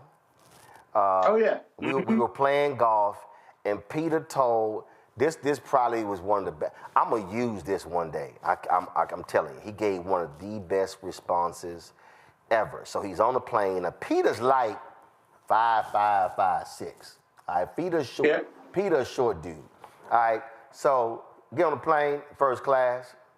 Old white man looks at Peter. Well, you ain't tall enough to play basketball. And you ain't big enough to play football. So what do you do to be sitting in first class? No, he didn't. Now, hold up. Peter said, I'm the biggest drug dealer in Chicago. And sat down and popped open his Wall Street Journal and read the paper. For the rest of that flight, that white man was in shock. He was in shock. I said, Peter, that's the best. I'm telling you right now, I'm waiting to use that one, and I know it. That's Peter too. I believe you said it. And I know it's coming. All right, y'all. But it just goes back to what Pastor Lamar said. Just leave us alone. Right. Because when I come back at you, I don't want to hear your whining and complaining. Don't say no. Man, because I remember we on the plane. This white woman sitting next to me. You don't get on the plane and people know me, so they come, hey, Mr. Martin, love your work, appreciate what you do. And so then the white woman's trying to figure out like why are these people speaking to me? So we sit in seat 1A, 1B. She trying to figure it out, and then she's like, oh my, well, everybody keeps speaking to you. What do? You play football? I said, are your ass a cheerleader?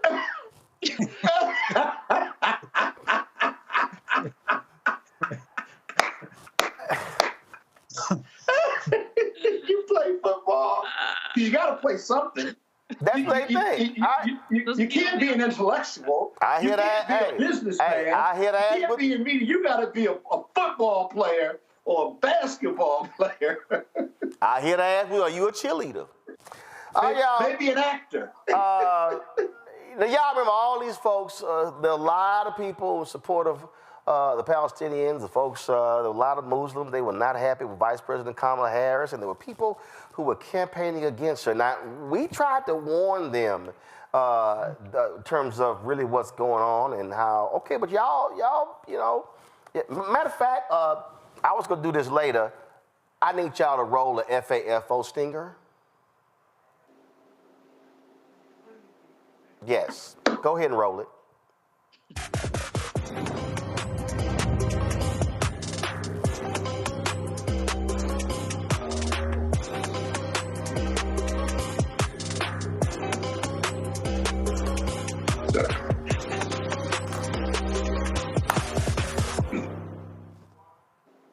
So for all the people who were highly critical of Vice President Kamala Harris, calling her genocide Kamala, saying genocide Joe, and they were saying, no, we need to teach her and the Democrats a lesson. And we kept saying, y'all know Crazy Man don't like none of y'all at all. Well, guess what? None of y'all. Moments ago at the White House, and when I say moments, like literally, about 40 minutes ago, the twice impeached, criminally convicted felon Donald the Con Trump held a news conference with the indicted Prime Minister of Israel, Benjamin Netanyahu, who's also crooked. And so those two crooks get along quite well. Held a joint news conference. And at that joint news conference, Trump basically said, Palestinians, y'all can go to hell. Y'all ain't never coming back to Gaza. Listen. Gaza is a hellhole right now. It was before the bombing started, frankly, and we're going to give people a chance to live in a beautiful community that's safe and secure, and I think you're going to see a tremendous outflowing of support. I can tell you, I spoke to other leaders of countries in the Middle East, and they love the idea. They say it would really bring stability, and what we need is. He also called Gaza, the Riviera of the Middle East, and this is a question here that came from Kelly O'Donnell with NBC. Thank you, Mr. President, Mr. Prime Minister. You are talking tonight about the United States taking over a sovereign territory. What authority would allow you to do that? Are you talking about a permanent occupation there, redevelopment? And Mr. Prime Minister, do you see this idea as a way to expand the boundaries of Israel and to have a longer peace, even though the Israeli people know how important that land is to you and your citizens, just as the space is inherited by the Palestinians as well? I do see a long-term ownership position, and I see it bringing great stability to that part of the Middle East and maybe the entire Middle East. And everybody I've spoken to, this was not a decision made lightly. Everybody I've spoken to loves the idea of the United States owning that piece of land, developing and creating thousands of jobs with something that will be magnificent. So Donald Trump is saying we're going to take over and own the Gaza Strip, and he often talks about how great that land is, how it's wonderful, how it's amazing, and he envisions these great homes on the Gaza Strip. Just listen to this, y'all. We have an opportunity to do something that could be phenomenal. And I don't want to be cute, I don't want to be a wise guy, but the Riviera of the Middle East, this could be something that could be so this could be so magnificent. But more importantly than that is the people that have been absolutely destroyed that live there now can live in peace in a much better situation, because they're living in hell. And those people will now be able to live in peace. We'll make sure that it's done world class. It'll be wonderful for the people. Palestinians mostly we're talking about. And I have a feeling that despite them saying no, I have a feeling that the king in Jordan and that the general president, but that the general in Egypt will open their hearts and will give us the kind of land that we need to get this done. And people can live in harmony and in peace. Mustafa, where are all of the genocide Don tweets? Where did they all of a sudden go? It's a great question.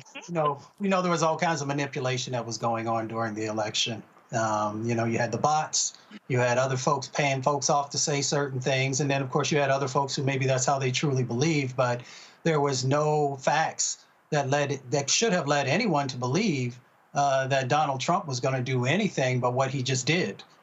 So we've seen not only in relationship to Palestine, but we've also heard some of his comments in relationship to Panama and to Greenland and to a number of places, and wanting to make Canada a 51st state and all this other kind of stuff.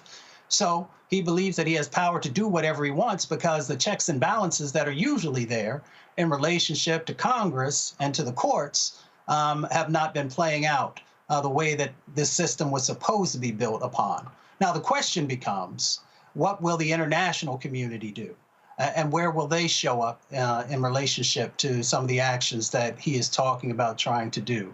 And then the other part that I always share with folks, and everybody's always like, well, Mustafa, what do we do? What do we do about this, that, and the other? I also remind folks that the midterms is not that far away.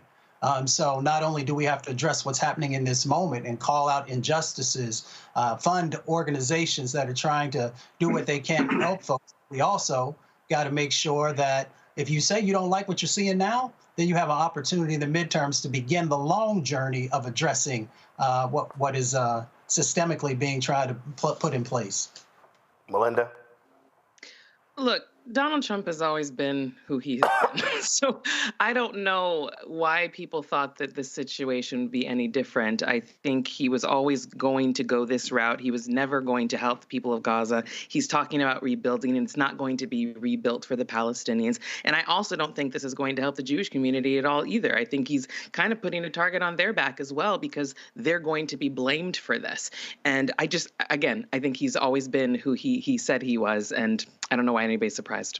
Well, but no one is surprised, but all of those people who had so much smoke for Vice President Kamala Harris, Scott, it's amazing. Well, we know why they had smoke for her. But again, a lot of them were so-called progressives, a lot of them were so-called liberals, so-called Democrats, but now they're real quiet, Scott. Yeah, because they jumped out. They jumped out of the frying pan into the fire. The great irony of the press conference, the impromptu one at 4 o'clock today or 5 o'clock, and this one is earlier they were saying about developing Gaza and that it was a hellhole before, during, and after the war. Well, he's standing next to the guy that made it a hellhole. He's standing next to the prime minister of Israel who was paying Hamas to leave Gaza. And now you want to displace the Palestinians. It's their home. You bombed it. Now you fix it. And now you want the Arabs to fix it.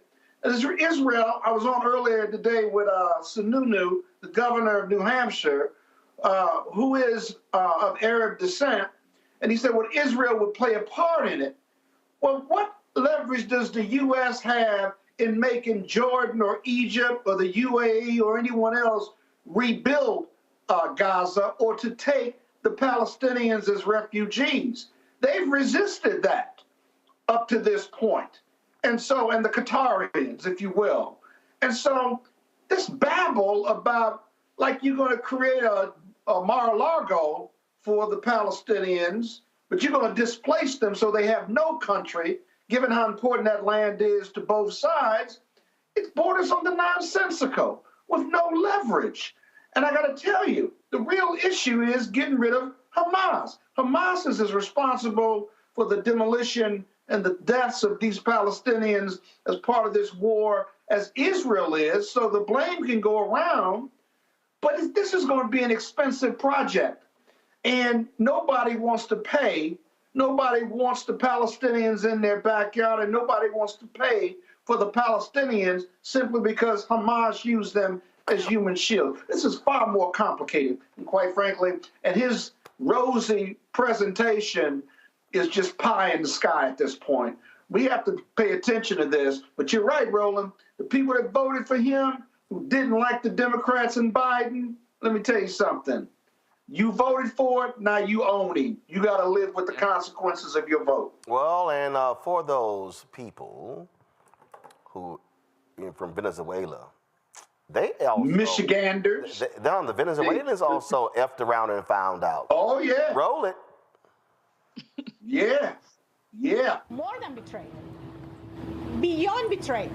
They used us. They actually, during the campaign, and I don't want to make this political, but during the campaign, the elected officials from the Republican Party, they actually told us that it was not going to touch the documented people. TPS holders are people that are living a legal life in the United States. The elected officials from the Republican Party, they actually told us that it was not going to touch the documented people. I want to hear them today. I want to know what they have to say. We are not here because we came as tourists. We are here because we got kicked out from our country because for over 20 years there is a cruel dictatorship in Venezuela. They used us. Bye, Felicia. Bye, Felicia. All I have for y'all is Scarface. Latinos for Trump. Welcome to the border. All I have for y'all is Scarfaces, no tears. Mm-hmm. I just don't know why everyone thinks they're special and thinks that they're not going to be affected by any of this. Just because they said they weren't going to do this doesn't mean that they weren't going to do this. Everyone thinks they're going to be affected by these things. Yeah. Oh, absolutely. So I mean, every time they cry and moan, we're just going to go ahead and play it. Let me run this by y'all real quick. Democratic members of the Committee on Oversight and Government Reform sent a letter to the twice impeached criminally convicted felon in chief Donald Trump, urging him to stop his purge of nonpartisan civil servants. The action follows a protest they had today where members of Congress are also speaking out with regards to what took place. There have been a lot of videos that I have been seeing floating on social media of members of Congress, CBC members truly speaking out. Here was Congressman Maxwell Frost. Hey everybody, Congressman Maxwell Frost here with many of my colleagues. We're here because an unelected billionaire has access to the private information of our constituents, and we want answers. Yeah, so it's Congresswoman Jasmine Crockett here, and let me tell y'all, oversight is going to do our job. So we are here because we need to understand why it is that our Department of Treasury has been broken into, and we need to go ahead and handle the person that decided that they were going to have the audacity to go after our information. Seth Magaziner from Rhode Island, former state treasurer. We need to know who is in control of the Treasury, what their permissions are, what their intentions are, and what they want to do with your money and your identity. We need answers now. What do we need? We saw yesterday. We saw what happened yesterday when they were in front of USAID. Here's the thing, Mustafa. Democrats are not. They don't control the House. They don't control the Senate. What they can do is impact the narrative. And this is what they should be doing every single day. In fact, Senator Elizabeth Warren should be standing outside of the offices of the Consumer Financial Protection Bureau and talk about how $11 billion has been saved by taxpayers, regular, ordinary Americans, but Elon Musk wants to shut it down. They want to shut down direct file and things along those lines. Here's the thing. They can't make this, and I'm not dismissing the federal workers, but the face of this, it can't be, this is the impact on the federal workers. It has to be, this is the impact on working Americans. That's the narrative they have to be driving.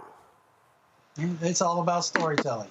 It is about making sure that folks have an understanding, whether you're, a senior who happens to be in our communities, or you are a mother, or a number of different types of folks. You've got to help people to have an understanding of how these programs, how these sets of resources that these folks now have access to, whether they're trying to slow them down or eliminate them or whatever it might be, or the information that they have. For years, Republicans always used to talk about government overreach. They used to talk about all these different types of things, and now they are embracing the things that they used to call out. Now, for the everyday person, you really need to have a better understanding.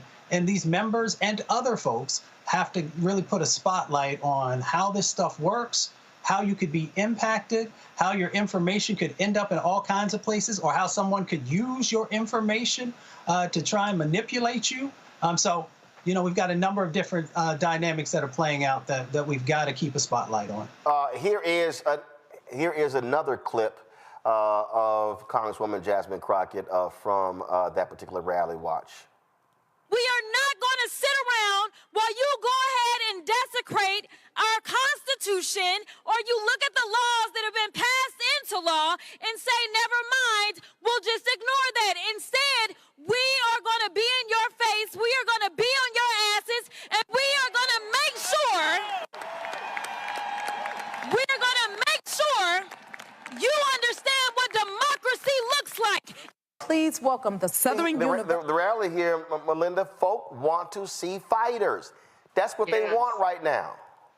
Absolutely. And I'm not surprised that Jasmine is the one leading it. It's going to take someone like her that has fire lit up inside them, that has no problem talking back and confronting these people. She is always willing to just tell the truth.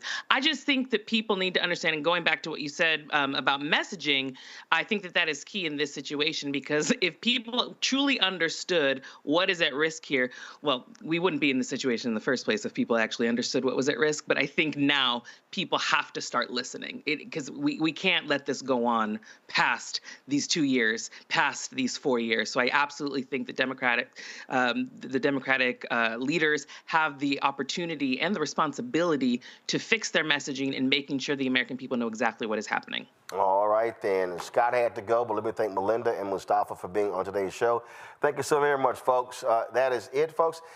Listen, if y'all want to support the work that we do, listen, nobody else in Black-owned media is doing what we're doing on these issues, talking about them every single day, how we're covering them. So please join our Bring the Funk fan club. If you want to give via Cash App, you can use the Stripe QR code. That's it right here on the screen. Also, if you're listening, go to blackstarnetwork.com to access it. Also, we want you to send your check and money order, P.O. Box 57196, Washington, D.C., 2003 7-0196. PayPal, R. Martin Unfiltered, Venmo, RM Unfiltered, Zelle, Roland at RolandSMartin.com, Roland at RolandMartinUnfiltered.com.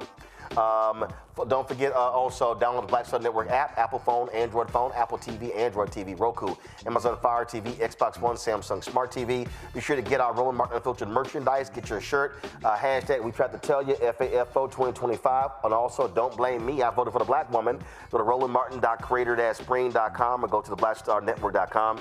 Be sure to get my book, White Fear, How the Browning of America is Making White Folks Lose Their Minds. Get the audio version that I read on Audible. And don't forget, support Fanbase. Download the app. And if you want to be an investor, go to startengine.com/fanbase. That's it. I'll see y'all tomorrow. Holla!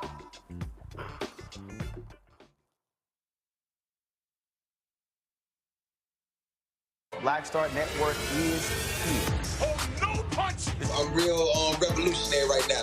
Thank you for being the voice of Black America. All momentum we have now, we have to keep this going. The video looks phenomenal. See, there's a difference between Black Star Network and black-owned media and something like CNN. You can't be black-owned media and be scared. It's time to be smart. Bring your eyeballs home. You dig?